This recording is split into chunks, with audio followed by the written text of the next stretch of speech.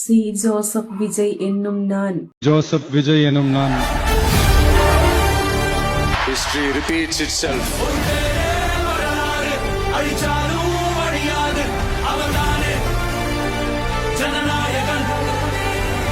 തമിഴക முதலமைச்சர் അങ്ങനെ നമ്മുടെ CM ജോസഫ് വിജയ് ഇന്ന് CM ആയിട്ട് സത്യപ്രതിജ്ഞ ചെയ്യാൻ പോവാണ്.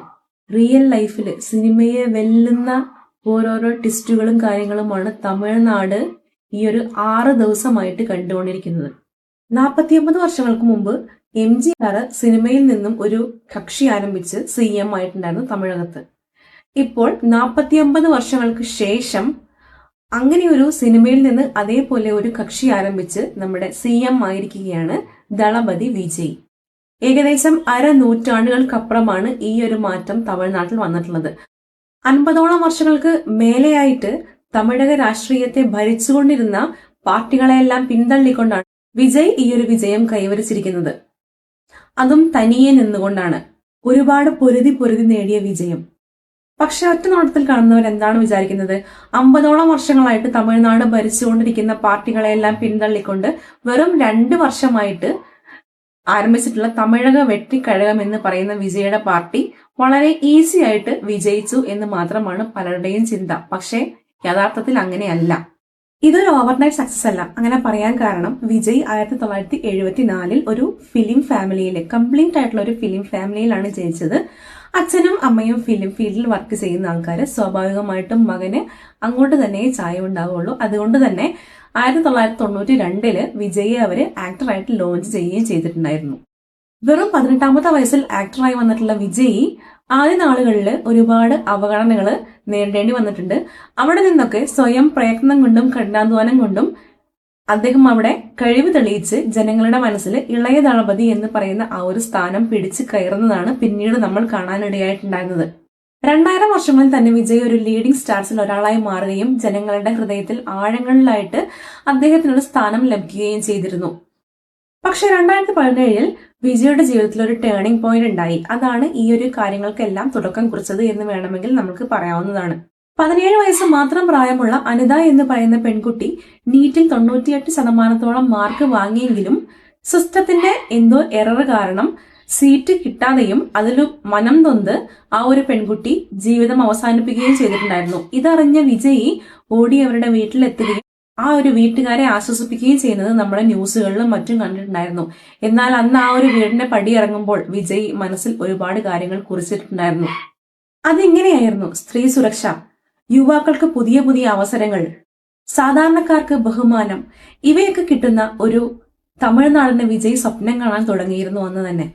അങ്ങനെ വിജയ് ആരും കാണാതെ തന്റെ ഫാൻ ക്ലബ്ബുകളെ ഒരു ഗ്രൗണ്ട് ലെവൽ ആർമിയാക്കി, പൊളിറ്റിക്കൽ ആർമിയാക്കി മാറ്റാനുള്ള ശ്രമം തുടങ്ങിയിരുന്നു.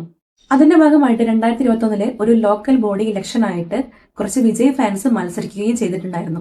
169ഓളം സീറ്റുകളിൽ 115ഓളം സീറ്റുകളിൽ അവർ വിജയിക്കുകയും ചെയ്തു. ഇതൊരു തുടക്കം മാത്രമായിരുന്നു. അങ്ങനെ 2024 TVK എന്ന പാർട്ടി രൂപീകരിച്ചു. അന്ന് ഈ ഒരു വിവരം അറിഞ്ഞ പലരും വിജയെ കളിയാക്കിയും പുച്ഛത്തോടെയും ചിരിച്ചു. എന്നാൽ 8 മാസങ്ങൾക്ക് ശേഷം വിജയ് നടത്തിയ ആ ഒരു മാനാടിൽ, ആ ഒരു സമ്മേളനത്തിൽ 8 ലക്ഷത്തോളം ആളുകൾ പങ്കെടുക്കുന്നത് കണ്ട് അന്ന് കളിയാക്കി ചിരിച്ചവരുടെ എല്ലാം വായടപ്പിക്കുകയും ചെയ്തിട്ടുണ്ടായിരുന്നു. അങ്ങനെ 2026 മാർച്ചിൽ തമിഴ്നാട്ടിലെ 234 സീറ്റുകളിലും ആരുടെയും കൂട്ടണിയില്ലാതെ ഒറ്റയ്ക്ക് നിന്ന് മത്സരിക്കുകയും അതിൽ 108 സീറ്റുകളിൽ ജയിക്കുകയും ചെയ്തിട്ടുണ്ടായിരുന്നു. പക്ഷേ ജനങ്ങളാൽ തിരഞ്ഞെടുക്കപ്പെട്ട തങ്ങളുടെ ജനനായകന് ആ ഒരു സീറ്റ്, CM എന്ന് പറഞ്ഞ ഒരു പദവി കൊടുത്തെങ്കിലും അധികാരദാഹികളും മോഹികളുമായിട്ടുള്ള കുറച്ച് പൊളിറ്റിക്കൽ പാർട്ടികളും അതിലെ ആൾക്കാരും വിജയ ആ ഒരു സീറ്റിൽ ഇരിക്കാനായിട്ട് ഈ ഒരു 6 ദിവസത്തോളം സമ്മതിച്ചിട്ടുണ്ടായിരുന്നില്ല. പക്ഷെ ഒരുപാട് ട്വിസ്റ്റുകളും കാര്യങ്ങളും സിനിമയിൽ നടക്കുന്നതിൽ ഉപരിയായിട്ട് ജീവിതത്തിൽ നടന്നിട്ടുള്ള ഒരു വ്യക്തിയാണ് വിജയ്. അങ്ങനെ എല്ലാ കാര്യങ്ങളും സംഭവിച്ച് ഈ ഒരു 6 ദിവസത്തിന് ശേഷം ഇന്ന് വിജയ് മുഖ്യമന്ത്രിയായിട്ട് സ്ഥാനം ഏറ്റെടുക്കുകയാണ്, സത്യപ്രതിജ്ഞ ചെയ്യാണ്. ഇതായിരുന്നു തമിഴ് ജനതയുടെ സ്വപ്നവും. ഒരുപാട് പേര് കണ്ണീരോടെ പ്രാർത്ഥിച്ചിട്ടുണ്ടായിരുന്നു വിജയുടെ ഈ ഒരു വിജയത്തിന് വേണ്ടിയിട്ട്. അതുകൊണ്ടാണ് ഞാൻ മുമ്പ് പറഞ്ഞത്, ഇത് വെറും 2 വർഷത്തെ മാത്രം ഒരു പോരാട്ടമല്ല.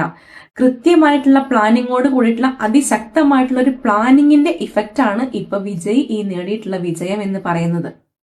ഇതിലൂടെ പണ്ട് ആരോണ്ടോ പറഞ്ഞു വെച്ചിട്ടുള്ള ആ ഒരു വാചകം, ഈ patient man with a purpose will won, ഉറപ്പായിട്ടും അത് ജയിക്കുമെന്നുള്ളത് ഇവിടെ നമ്മൾ കണ്ടുകൊണ്ടിരിക്കുകയാണ്, ഇപ്പോൾ കണ്ടിരിക്കുകയാണ്. അങ്ങനെ നമ്മുടെ തമിഴ്നാടിന്റെ മുഖ്യമന്ത്രിയായിട്ട് ശ്രീ ജോസഫ് വിജയ് സ്ഥാനമേറ്റിരിക്കുകയാണ്. എല്ലാവർക്കും ഇതിലും കൂടുതലുള്ള സന്തോഷം തമിഴ് മക്കൾക്കില്ല. ഓരോരോ കാര്യങ്ങൾ നമ്മൾ കണ്ടുകൊണ്ടിരിക്കുകയാണ്, ന്യൂസുകളിലും കാര്യങ്ങളിലും ഒക്കെ. ഇപ്പൊ സോഷ്യൽ മീഡിയ ഉണ്ടായത് കൊണ്ട് എല്ലാം നമുക്ക് കാണാൻ പറ്റും.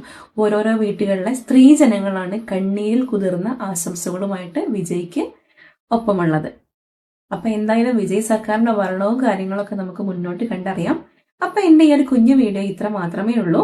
എന്റെ ചാനലിലെ വീഡിയോസ് ഒക്കെ ആദ്യമായിട്ട് കാണുന്ന ആൾക്കാരുണ്ടെങ്കിൽ എന്റെ ചാനൽ ഒന്ന് കയറി നോക്കിയിട്ട് ഇഷ്ടപ്പെടുകയാണെങ്കിൽ ഒന്ന് സബ്സ്ക്രൈബ് ചെയ്യാനും സപ്പോർട്ട് ചെയ്യാനും മറക്കരുത്. അപ്പൊ എന്തായാലും നമുക്ക് പുതിയൊരു വീഡിയോ ആയിട്ട് കാണാം. Bye.